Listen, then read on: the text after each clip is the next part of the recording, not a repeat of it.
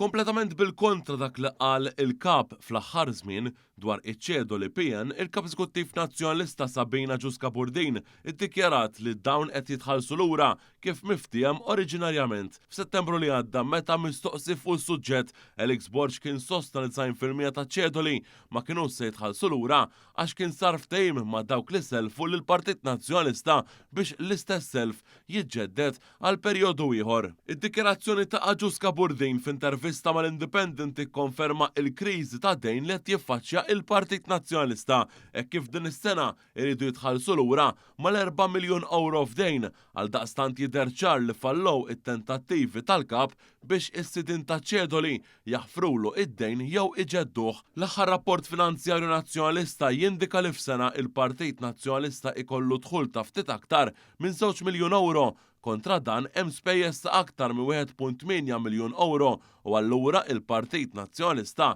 ikollu madwar 200,000 euro dħul net. B'dan id-dħul irid jipprova iħallas dejn ta' 4 miljun euro sal-aħħar ta' din is-sena. Fid-dawl ta' din il-kriżi kbira, il-Kap Eżekuttiv sostnit li qiegħda tara kull proprjetà u gażin tal-partit biex tpoġġi pressjoni fuq dawk li jmexxuhom ħalli kull metru kwadru ikun użat u sfruttat biex jiġġenera dħul. Dan hekk kif ammettiet mal-Gazzetta li bid-donazzjonijiet u l-maratoni id-dejn mhux se jitħallas.